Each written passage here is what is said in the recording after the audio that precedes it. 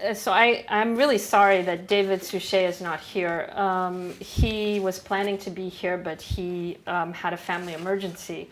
And he sent an email today saying, please forgive me. I know this is an important launch of Dinner with Edward for the French market, and that he was very, very sorry, but he's committed to coming here again, so we will get him back again. But he's very devoted to the book, and I will tell you a little bit about that later once I explain to you what this book is about. And it's kind of a departure for me, or everybody asks me that question. You've written all these hard-hitting journalistic books. I wrote a book about a woman named Lily Safra, who many of you may know because she's a great philanthropist, but she had 4 husbands and 2 of them died in very mysterious circumstances. Took me 4 years to figure out that the second husband, who died in 1969 in Rio de Janeiro, died in a suicide with 2 bullets to the chest. Apparently it's possible, according to the Brazilian police at that time. Anyway, I will also talk a little bit more of that. That's kind of my, and I'll talk to you a little bit about the Post as well, which is a place I never imagined I would be. But it's kind of amusing on a daily basis. So I wanted to start with the first part of my book, and if you will allow me, I will just read it, because it really kind of sets the stage for why I was interested in writing a book about this man named Edward, who was really an extraordinary, ordinary man. I met him when he was 90, and our friendship lasted for 5 years until he died. And I'm sorry I'm giving it away here, but he is now no longer with us, but he's always with me, and some of the things that he taught me. And I will just read a few pages. So the book starts off, Christmas Eve dinner. I heard about the promise Edward made to his dying wife long before I met him. Valerie, Edward's daughter, and one of my oldest friends, related the story when I saw her shortly after her mother's death. Paula, who was just shy of her 95th birthday and had been bedridden and drifting in and out of consciousness for days, sat up in bed specifically to address her beloved husband. Listen to me, Eddie, Paula spoke firmly, emphatically. You can't come with me now. It would be the end of our little family. Paula knew that Edward had already made the decision that he wanted to die rather than face life without her. That was wrong, she said, and exhorted him now to keep on living.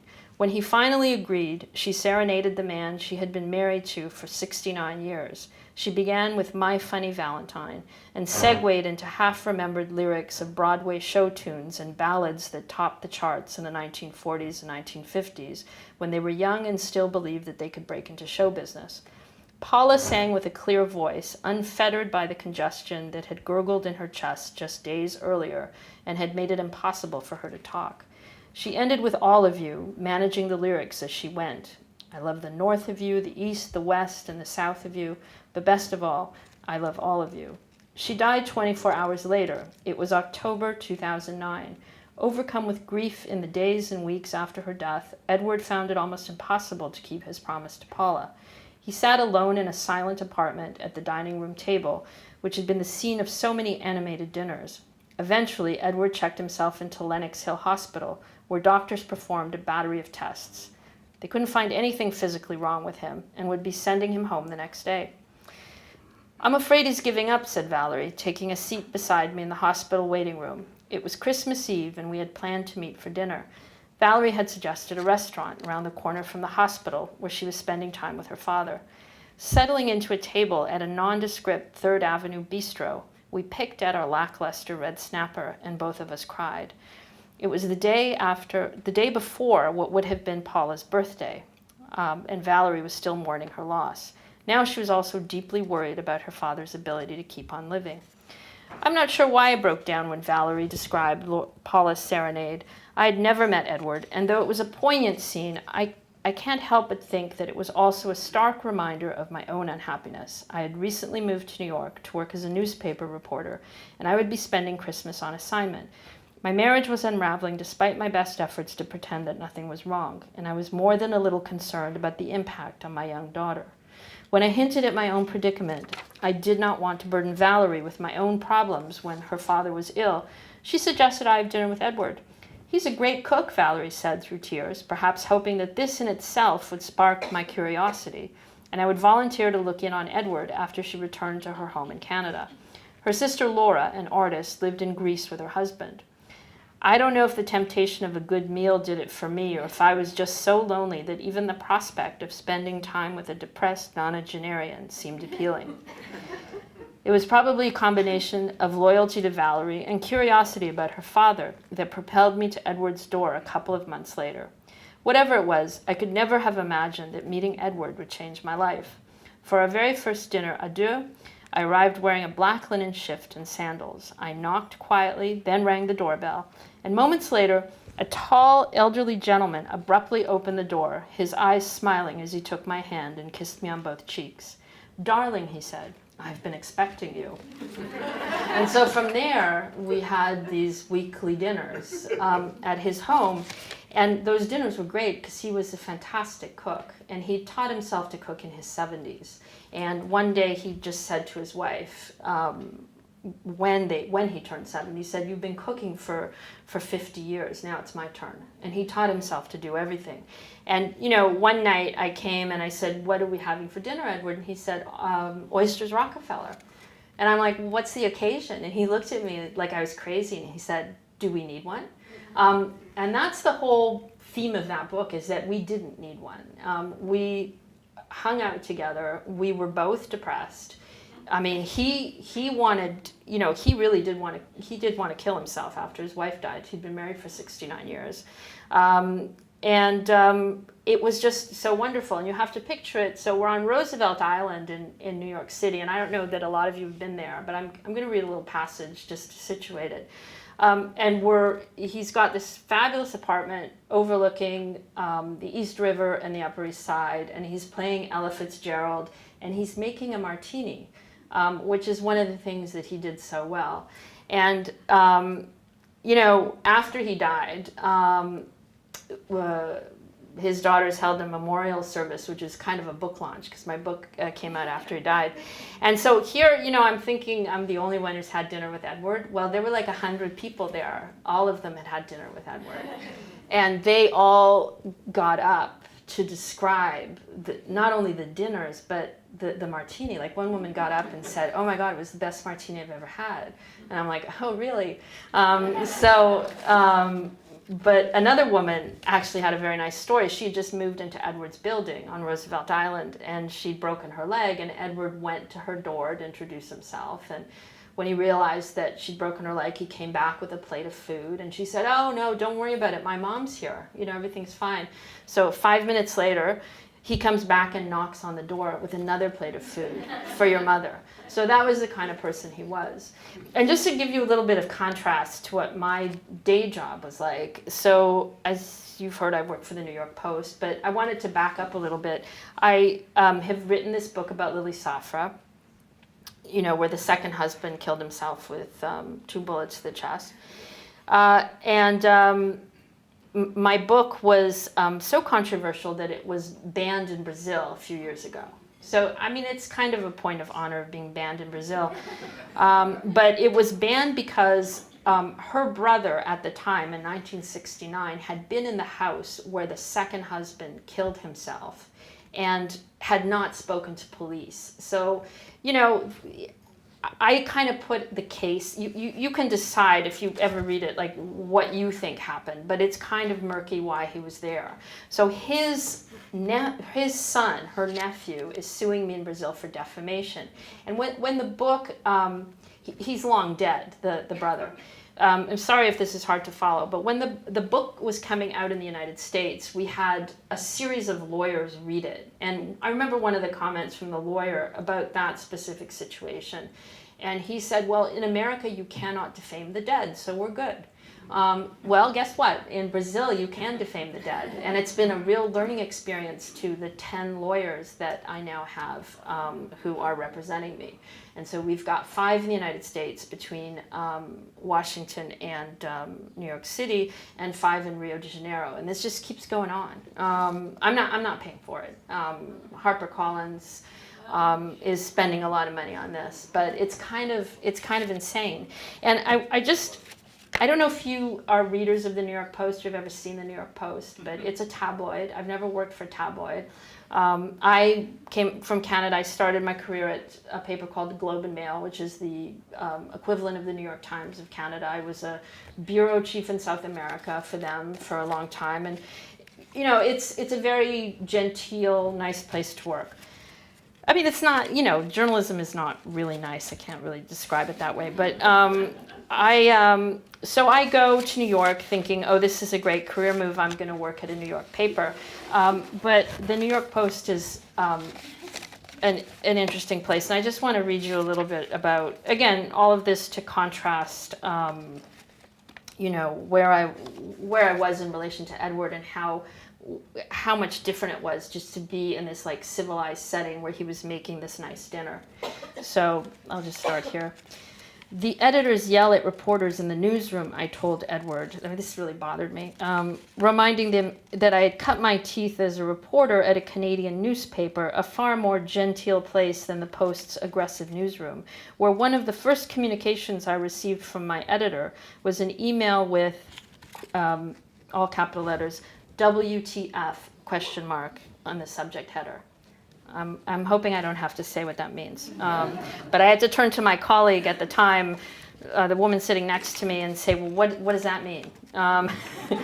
The same week, my boss, a stocky, tough-talking Puerto Rican Irish newsman, completely deleted a story I wrote about an environmental charity run by the musician Sting, and insisted I rewrite it on the spot. I am sure most veteran reporters would have been offended. And again, I'd been 20 years in journalism when that happened. But I took it in stride, even though I had more than 20 years' experience in journalism, much of it spent as a foreign correspondent. In New York, though, I was always reporting by the seat of my pants. An Australian intern I met put it best. It's news on steroids. Still, I was astounded when, after reading the Sting piece, my editor took a gulp of his impossibly beige, half-and-half infused coffee and pressed the delete button. So he deleted the whole story. This is how you write a story, he barked, pointing a stubby finger at the now blank computer screen. Statement, quote to back it up. Statement, quote to back it up. And he can't remember now that he did that. You know, I'm like, I still have the same editor. But it's that kind of a place.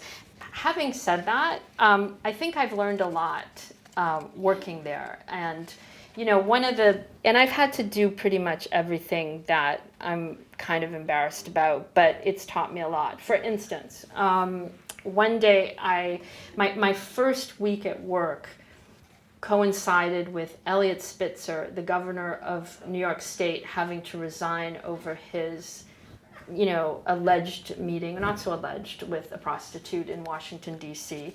I will never forget the cover of the Post that day, which was Eliot Spitzer standing with his wife, resigning, and the headline was "Oh no!" exclamation point.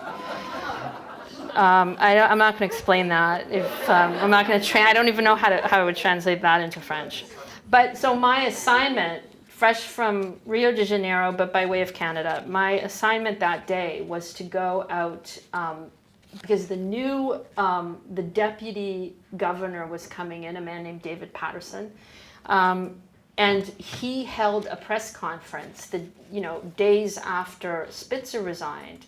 And the only purpose of that press conference was to enumerate all of the women he cheated on with his wife. I mean, this is New York City. It was crazy. So my editor sent me to find those women. And they were in the Bronx. I'd never been to the Bronx. I didn't know how to get there. I was too embarrassed to ask my editor. So I got into a cab. And if you know anything about the Bronx and Midtown Manhattan, and I had to go from place to place looking for these women, and then, getting out of the cab and saying, and I put it in the nicest way possible. Did you have a romantic relationship with the then deputy governor? And finally, after that night of not getting anybody, by the way. I mean, we found one woman who had a prepared statement, and so that's what I gave back to my editors. But that cab ride came to $400. And I just like handed it in and said, well, you sent me to the Bronx. I mean, and this is a place where they don't like you to take cabs if there's the subway, you know, like you're supposed to function. I mean, it's crazy. I can't believe I'm still there. I mean, and I'll just read you, another little piece here about, this is about my colleague, Melissa. So I work with a woman, I mean, I used to for a few years,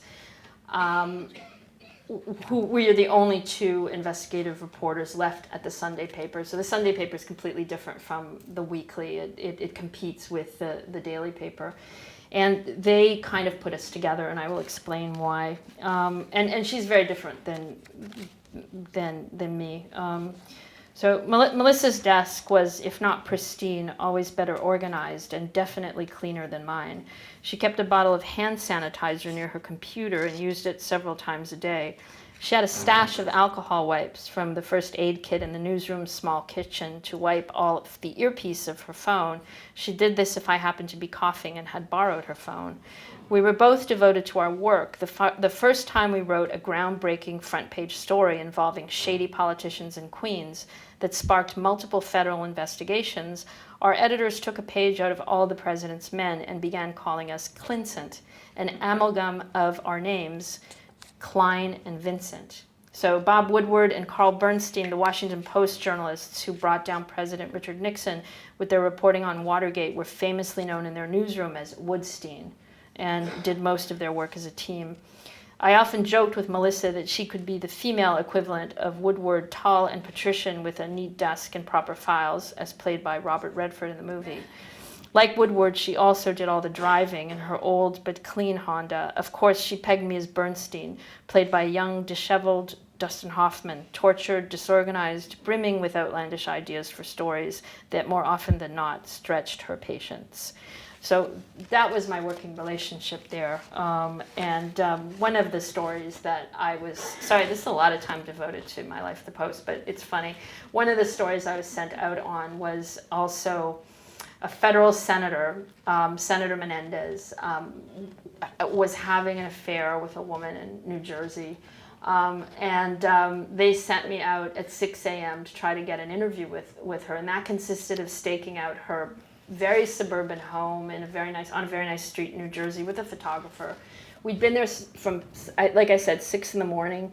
At about noon, both of us had decided we needed some water. It was high summer. We were very hot. And we needed to go to the bathroom. So, and the photographer and I talked about this and said, if she leaves the house, we're dead, But we had to go. So we went, and guess what? She left the house. And then we went back, and her car was no longer in the driveway, so I have to call my editor. And then, talking to the photographer again, we're talking about what to say, and I'm like, well, we could lie. He says, no, they'll find out. They always find out because they're so good. So I had to call my editor and say that, she left the house, but we were going to go back and try to figure it out. And this is the same editor who deleted my story. He just screamed into the phone and said, you can go to the bathroom before a stakeout or after a stakeout, but never during a stakeout. And it was like all caps. So then we went back to the house, and I had to keep going and asking her about this relationship with the senator. And he would, and I would call my editor and say, she's not talking. She's not coming out of the house. Her husband came out of the house. Her son came out of the house. She's not coming out of the house. Go back and ask her this. I'm like, I'm not going to go back there, but you have to, because you just never know. I mean, one of the things I admire about the Post, and there are things, is that if you have a 2% chance of getting an interview or getting an answer, they're going to send you. Because as they will tell you, well, it's better than no chance. And I kind of admire that, that belief. Another story, and then I'll stop talking about the Post, but one of the other first stories I did was about a congressman named Charlie Rangel, who's now retired, but he was a congressman for Harlem and a part of the Bronx. And he was, had a lot of ethical challenges. If you know the story. So one of my first assignments, I was sent to the Dominican Republic to find the villa that he owned there. And I found the villa, and I was with a photographer, and we were on the beach in the Dominican Republic. He was outside sleeping in front of his villa on a lawn chair. And she pretended to take pictures of me on the beach and was really taking pictures of Charlie. And that picture became iconic. So it's Charlie Rangel, kind of overweight, lying in the sun. And when that story came out, the headline was Cash Cow, because he had been renting out that villa to people and not declaring it on his disclosures, on his congressional disclosures, which is a total no-no, and he probably hadn't been declaring it on his tax forms. So that really led to his downfall. My reporting also led to him having to resign his position as chairman of Ways and Means, which is a big deal. And then he was censured in Congress. So it was about a year's worth of reporting that ended up with that. And we were actually nominated for a Pulitzer for that, but the New York Times got it, which is like, the story of my life. So, I also wanted to read another little part about Roosevelt Island, because it's a place that not a lot of people know about, but it's a very interesting part of New York.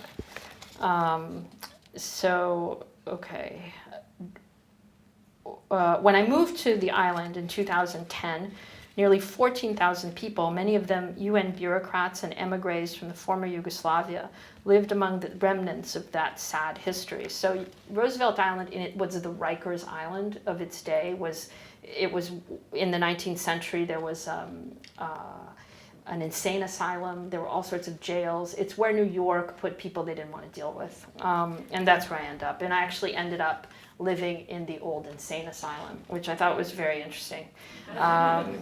There are still the ghostly skeletons of abandoned hospitals, and even the modern residential buildings, most of them completed in the 1970s, resemble correctional facilities, minus bars and barbed wire fencing. Inside, the stained carpets in the hallways smell of cigarette smoke and stale cabbage. By contrast, Edward's building is one of the more elegant and well-maintained, with a small army of solicitous doormen. During the year I lived on Roosevelt Island, there were few restaurants and only a Starbucks and a supermarket that residents referred to as the antique store, because many of the products were past their best before dates. It's changed now. It's like completely different. Cornell University has set up a campus there, and it's really beautiful now. The island, which is about 800 feet wide at its widest point, turns into a ghost town after dark. When I invited an 80-year-old friend who had lived in Manhattan for most of her life to visit me, she looked suspiciously around a deserted Main Street at night and tentatively asked where she might find the wine store. Astoria, I said. There was no liquor store on Roosevelt Island. Returning to Manhattan on the train, a fellow rider mistook her for a tourist and asked where she was from. Manhattan, she deadpanned. So people in Manhattan don't really know that much about it. And as I say, it ended up there, but it was, thanks to Edward that my time there was very happy. Sad at the same time, but also happy. I mean, at one point, and I got criticized by my editors for this a lot. But at one point, he said, I wasn't feeling great. And he said, I wish there was something I could do for you. How about we go shopping? And I'm like, okay. I mean, and he had said that when one of his daughters, Laura, his eldest daughter, was not feeling well, he had taken her shopping, he bought her a trench coat, and it cost him a lot of money, but he felt that was really important. And I was very moved that he would say that, because, he had trouble walking. He walked with a cane. It would be like a major undertaking for us to go shopping together. So I said yes, and my editors and his daughter Valerie, when she found out about it, were like aghast that, you're going shopping to make yourself feel better. Like, what kind of cliched thing is that? And, and he's going with you, seriously? But we went, and he insisted. I said, let's go to Bloomingdale's, because it was easy. You take the Roosevelt Island tram, you get off, and it's kind of a short walk. He insisted we're going to Saks Fifth Avenue. And I'm like, why? He says, no, we're going to Saks.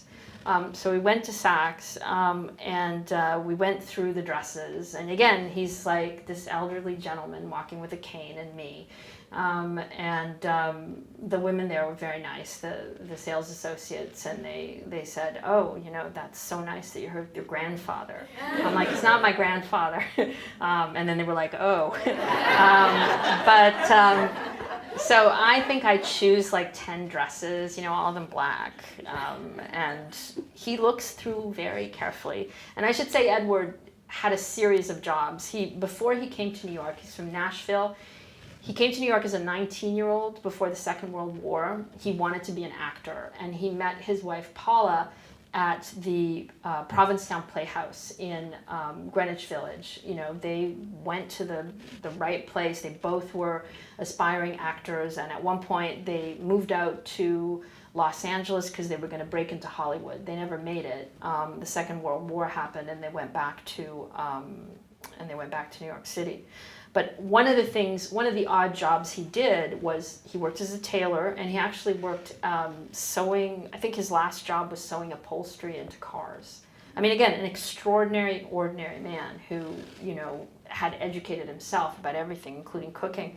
So we're looking through the dresses, and he picks out one dress, a Burberry dress. Again, it's black, but it's nice, has a piece of lace around the waist, and he says, I'd like to see this. I'd like to see you in this, darling. Why don't you try this on? So all the dresses I pick, none of them work, but Edward's dress works. And that's the one I buy. And, I bought it because I didn't want him to buy it. It was just too weird. And he didn't have the money. I mean, I didn't even ask him, but I just wouldn't have let him do that. And so that became, it was such a nice gesture. And again, it was, while we were editing the book, it was like, are you, really going to leave that in? And you have to have some explanation because we're living in a, feminist society here. But it was not, it was not anything that I looked upon as untoward. It was a nice gesture from a man who came of age in the 30s and 40s. And this was the way, he dealt with things. And so I wanted to sort of finish with Edward's reaction to the book, because Edward, I didn't set out to do a book when I first met him. It just kind of gradually happened. Every time I left his apartment, I would write about what we ate and what we talked about. And what we ate, so the book is divided into 18 dinners, and it's true to what we ate and the wine that came with it. And I'm not trying to make him out to be a snob, but he really had a sense of occasion. And so when you went over for dinner, he would have the dinner ready, he would have the martini ready, and then at the end, he would not be able to clean up. And I always pondered that, like, why won't he let me help him, or anybody else for that matter help him? And this is where David Suchet comes in. So he's read the book like 5 times, and David Suchet will play Edward in this upcoming film. And I had lunch with David Suchet for the first time in London in October, and sorry to go on a tangent, but it's all related. And we ate at the Garrick Club, where he is a trustee. And the Garrick Club is the Actors Club, very exclusive Actors Club in London. And so he invited me and the producers to lunch, and it was a very lovely lunch. Started with champagne, and we had grouse and pheasant, and it was like being in this Elizabethan club with all of these portraits of these great actors from Elizabethan times on the wall. And he looks at me and he says, I figured out the dinners with Edward. And I said, oh yeah. He said, they were his performances. And I'm like, oh, it's so good, because so you couldn't go backstage and help him with dinner. You couldn't be privy to any of that stuff. Like, this was the dinner. And I remember once bringing something I had cooked for Edward, thinking, oh, we could have this for dinner. And, it was like these little croquettes that I'd made. And he kind of took it nicely at the beginning of dinner and then put them away.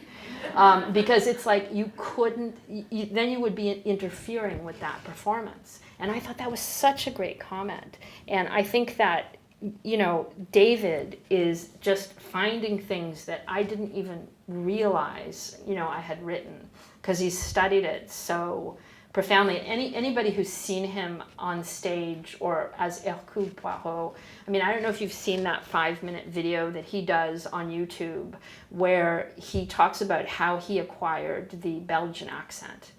And it's a real study. I mean, he studies for his parts. So he says, well, I started with the French accent, and then I went down to the Flemish accent, and then I got the Belgian. And I'm like, wow, that's an actor.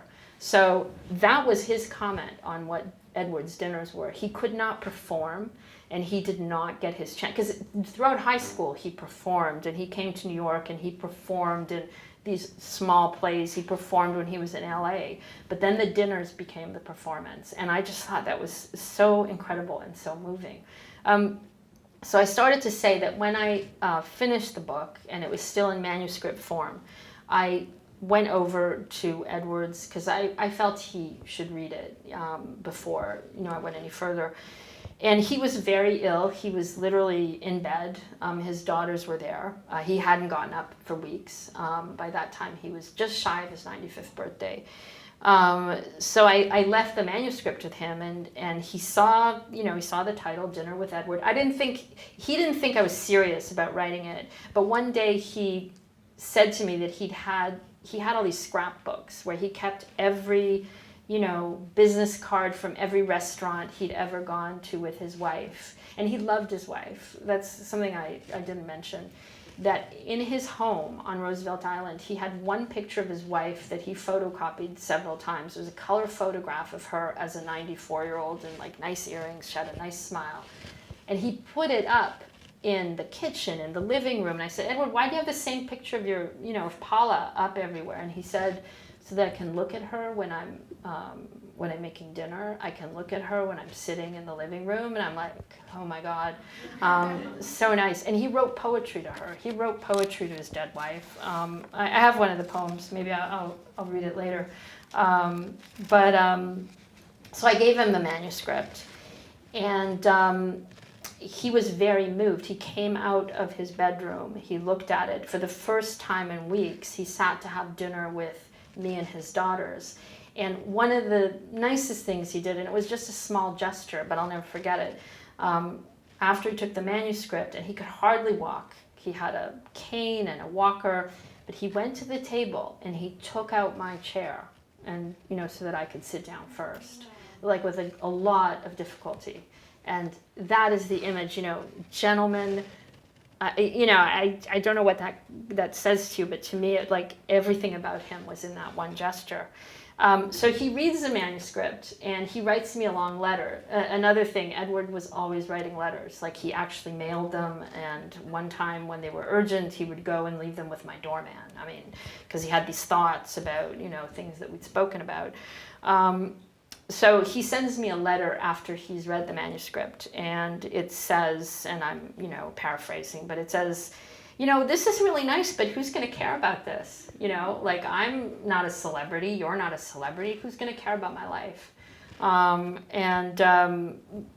Strangely, a lot of people do care. I mean, the book so far, it's, launched in France this week. There are also 2 editions in China. We're working on this movie. It's in Hebrew, it's in Danish, it's in Italian. I mean, he would have been astounded, but I think he knew his story was good because he'd saved those scrapbooks, and he wondered out loud, what's going to happen to this after I die? What's my life really going to mean? And for me, it meant a lot. And I think for a lot of people, the response I get back is that his life meant a lot to people as well. People send me Instagram messages where they're cooking their dinner, or they've got an Edward in their life and they want to talk, an elderly person who they're spending time with. This has made me very happy. And in that same letter where he talked about the book, he also talked about being ready to die. One of the things, like, he invoked Jean-Paul Sartre and said, there's no escape, there's no exit. I want to go, but, if I kill myself, I can't do that to my daughters, but it's time to go. And one of the things he said was, you can't make scrambled eggs sitting down.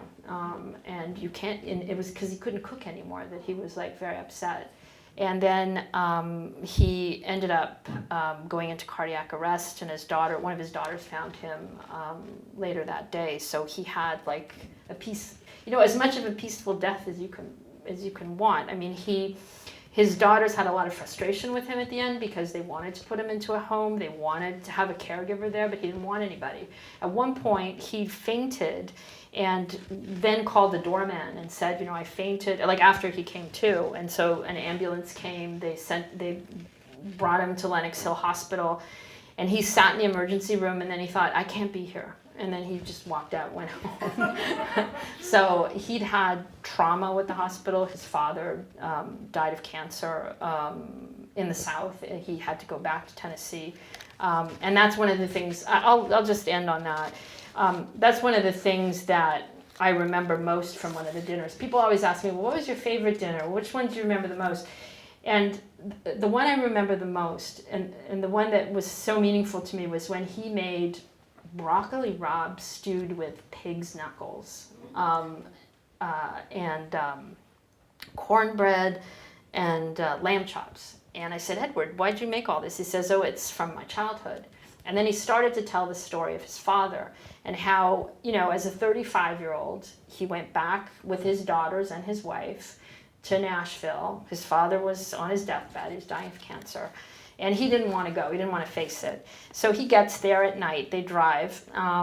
And he's in his old room, and he feels like there was a rat or a mouse that passed by his legs. So he says to himself, I'm going to put out traps the next morning before I go to the hospital.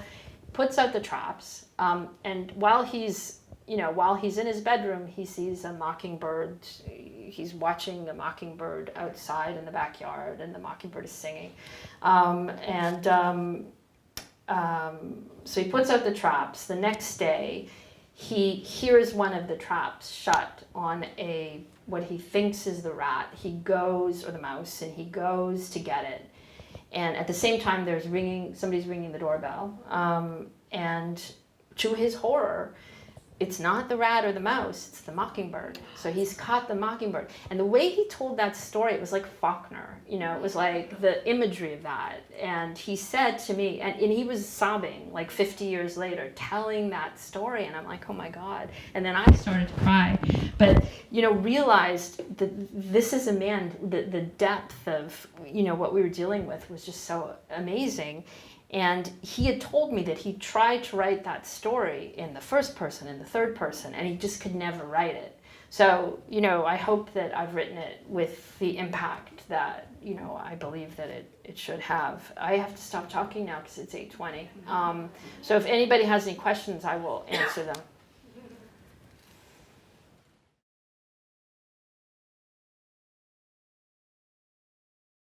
No, it's so when the book came out, like he sent me an email. This is so funny.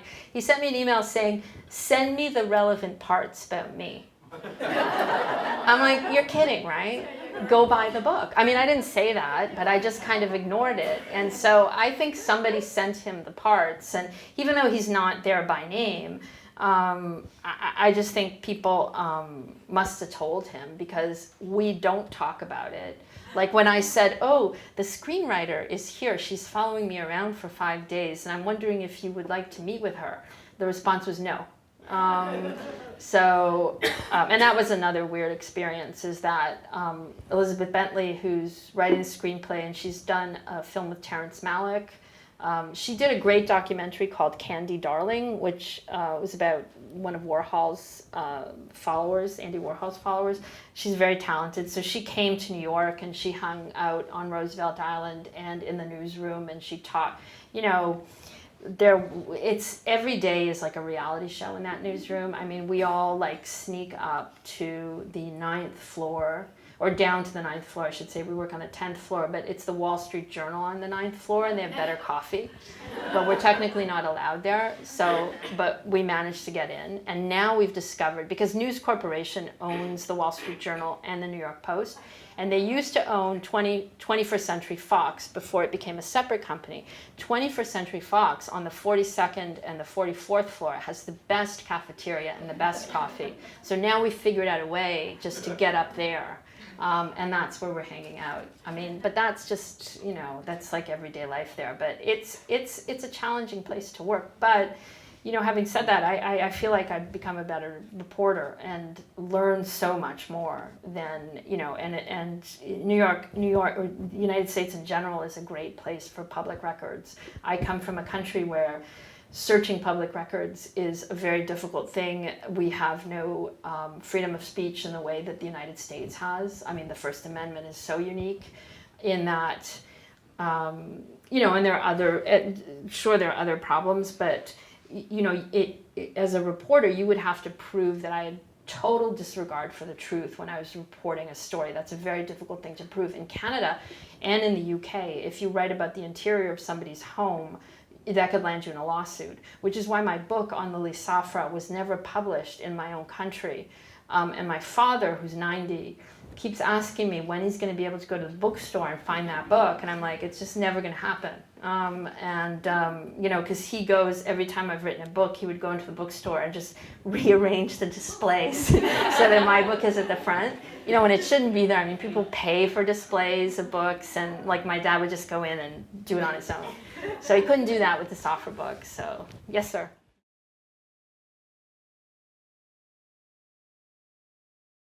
Go figure. Like, I mean, nothing happens and everything happens because, you go back into Edward's life and it's like this fantastic life and this fantastic love story with his wife. New York City is a character in the book. And just, I'll tell you another funny story. It was funny to me. I was picking up my daughter from the Lycée Français. She used to go to the Lycée Français in New York. And so I'd have to leave my office and take the 6 train to go to the Upper East Side. And one day, like a few months into being in New York, I'm standing waiting for the 6 train and like really worried that I'm not going to be there on time. I'm just going to have to wait. And there's a ton of people. Something's happened, as something usually happens. And there's this very nice elderly woman standing beside me, very well dressed. And I turn to her and say, the train's coming. And I said, wow, I don't think we're going to get on this train. And she looks at me and she says, where are you from? And I said, Canada. And she said, you're never getting on this train. And in fact, it's true. Like, she got on the train, she squeezed in. I just deemed it too crowded and like too awful to get in. But then the next train came equally as crowded. And I was like, okay, that's it. I'm getting on the train. And I did. Yes.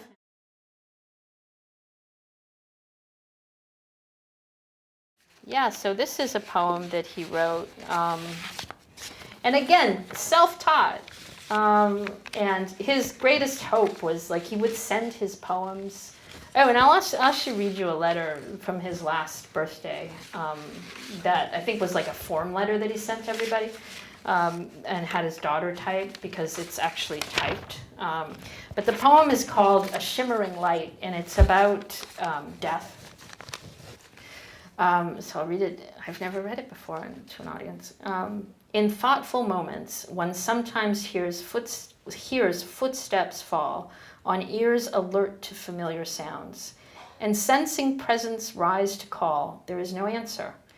Yet heartbeats quicken, longing to gaze again upon the form, the face, the smile, and hear it laughing say, I'm home. Straining to see down darkened halls, round open doors that it's not imagined, but they're in lasting truth. Only in the end to be left in reverie, with reach too short for what was but a moment's flight, to touch perhaps a shimmering light. So this is the letter. This letter was written to me on October 28th, 2014, and this is a thank you for the birthday card I think I sent. Darling. He called everybody darling. Men, women, didn't matter. I was overwhelmed this past Sunday by the cards, gifts, and attention for my 94th birthday, leaving me exhausted facing the oncoming 95. Life is not stationary. When my professed age becomes known, the skepticism I encounter is beginning to become comedic. I'm starting to disbelieve myself. I have been all but accused of talking the wings off angels. But if the gods have made some mistake, am I to blame? The truth, I believe, lies in Paula having bestowed in our 69 years together the picture of eternal youth on my visage. The lovely song, Younger Than Springtime, was her mantra, and being so close, I couldn't avoid being touched. But now I'm growing very old in spite of my deceptive appearance, and no one wants to believe what they see. Oy vey. Thank you seems too simple a response, but in truth, I know of none better for the great day I enjoyed. Ever in my thoughts, always in my heart, with love, Edward. And again, I think it's a form letter. Everybody got one. Everybody, gave him a present. But it's still, it's emblematic of a lot of the letters that he sent. Any other questions?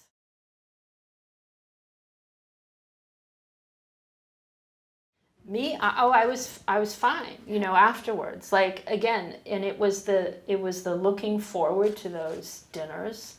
It was also having to, raise my daughter and be like a whole person, and he often said that, that you need to be somebody that she looks up to. And again, we didn't talk about each other's depression, like not really, not at the beginning. Like it was almost like, we sat there, we had dinner, and we kind of forgot about everything. But we didn't. I mean, life was outside and it was going to continue. But for those moments, it was just like a pleasant experience to share whatever meal it was. And towards the end, because he was unable to cook so much, it was like leftovers, and his daughter would bring over, these pastries from actually Eric Kaiser, and it wasn't my favorite stuff, but okay, I kind of criticized it in the book, but it was just the time together, and I think that's very important, because we all say, oh, we should all sit together for dinner or meal. I mean, it really is an important thing to do, because it kind of grounds you, and also to enjoy the food and enjoy somebody else's preparation, what somebody else did. I mean, it's like the greatest thing. MFK Fisher, who I opened my book with, a little quote from her. Of course, she was like, the greatest food writer from the 30s and 40s, from any age anyway. And she described in her book, The Gastronomical Me, the first time she remembered food, or the first time she had the sensation of remembering a good meal. And it was when her mother, and I think she was like 5 years old and her sister was 3, and her mother had gone somewhere and left them in the care of their dad, who they adored but never got to see very often. And she talks about eating this peach pie with cream in California, and talks about how she remembered the taste of that. And then she says, it was one of the best meals we ever ate. The fact that we remember it with such queer clarity must mean that it had other reasons for being important. I suppose that happens at least once to every human. I hope so. So it's not just what they ate, it's who they ate it with. It was the occasion. And you can't probably have that every day, but I think Edward tried, and he tried with other people. Like I said, I was not the only one going to dinner. He had his neighbors who had been going for years, and this one woman, Rita, who was married to an architect, she was a graphic designer. Her daughter had died. She was away at college and had an aneurysm, and considered her, almost like a granddaughter. So she was coming over, and she was, always looking in the pots, and he always had the martini for her. And she said to me, it's not the food. It's we want to come and hear the stories. He was like this Scheherazade character, where he would just spin these great stories about New York in the 1930s and the 1940s, what it was like growing up in the South. And he was somebody who was raised by women. His father was kind of absent, and his mom was absent too. She was, trying to keep the family together because they were grew up in genteel poverty. So he was raised by his aunts and his sisters. And he had a great fondness for them. And he said to me, because I once said to him, thank you, Edward, you really helped me, going through all this stuff I've been going through.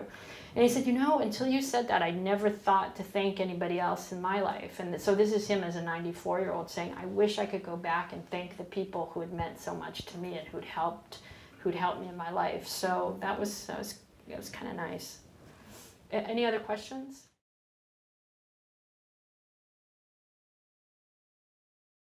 I think because what I saw in his life and at the end of his life was a life that had been well lived, and the relationship that he had with his wife was so meaningful. And the reason I read that first passage about the serenade, that happened, the day before she died, I was like, who does that? It was so moving to me at a time when my own life was in upheaval, but also my mother had died shortly before that, and maybe I had not conveyed to her how much she meant to me, because it was only really after she died that I kind of realized that. And one of the things Edward told me, we had this conversation. One of the things he told me was, well, you really need to write letters to the dead. Like, okay, but it was really interesting exercise to do that, and I did do that, because he would write letters to Paula, and he would talk about everything that had happened, and so I did that with my mother, and it was really it was a really hard thing to do, first of all, but I think that unfortunately, maybe I took that relationship too much for granted, and I regret it now. One of the other parts of the book, if you just permit, it just reminded me of something that you had said. Edward, at one point, finds an old picture of his wife from the 1940s, a black and white picture. He decides he's going to have it framed. So he goes to Staples, in New York, which is a stationery store, to get a mat for it. The young woman who helps him says, oh, this is such a beautiful picture. And he starts explaining the whole story. And then Edward looks at her and says, do you like poetry? And she says, I love poetry. So he takes down her address. He says, I'll send you some of my poems. And, but he forgets to ask her name. And so at the end, he asks her name, and it just kind of bowls him over. She says, Paula. So it's like, and it was like moments like that I thought also that I wanted to capture. But your point is very well taken. I'm used to writing about other people, and I'm used to interviewing other people. So and I'm very hard about it. I try to get to the truth. And one of the nicest compliments that's ever been paid to me at the Post, I sit beside a woman who's from Brooklyn. And works for Page 6, which is the gossip sheet. She's a very hard worker and very tough. Very stereotypically tough New Yorker.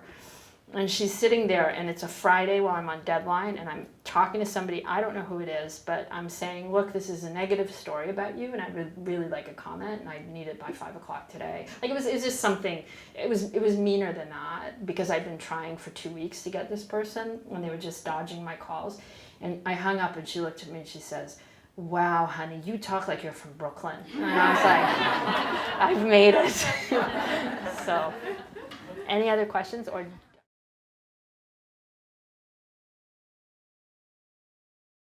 yes, she went to she went to a few of the first dinners, and he was always very concerned about her and wanted to make sure, again, that, it was very important to him that I set a good example. And for him, that meant, you should really wear more lipstick, because I think your daughter looks up to you and wants that, glamorous mom. But it's kind of true. Again, 1930s, 1940s kind of mindset. But, having said that, he had two very accomplished daughters. His youngest daughter, who I met when I was 18, I was worked as an intern for her in a publishing company. She built her own publishing company. She published kids' books in Canada. did very well, was very successful. And the eldest daughter is an artist, and she lived in Greece for a long time, and very accomplished artist. So he and one of the daughters, and this is Edward, another interesting story. So the younger daughter divorced her husband and then married a woman, and Edward was totally okay with that, like in his 90s. Some people might not have been okay with that. And I remember going with Edward to a little community gallery opening. And this man came up to him and, kissed him and said, "We're so excited, that you're coming." So I learned later that he was going to be best man at the wedding of this man to another man in New York State when New York State just had lifted the same-sex marriage law. So Edward presided at one of those first weddings, and he was like totally cool. I mean, he was totally modern, and just, that's why everybody loved him.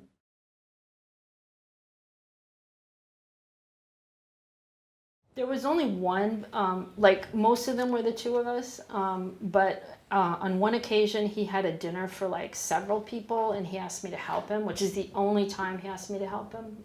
And then it was just like, "Can you arrange this lettuce on the plate?" Like it wasn't really helping him. And again, he invited, who did he invite? So he invited the dentist who had lived in his building for 40 years, and then he invited the Albanian refugees who were down the hall from him, who had just arrived in the United States, and then the Czech movie maker was there. It was like a real salon and I remember people like watching him and being very moved that he was going through all this effort, for them. And he would make, for dessert, he would make these apricot soufflés, these like individual soufflés, and he had to watch the oven and again, with a man who had a lot of difficulty moving and getting up.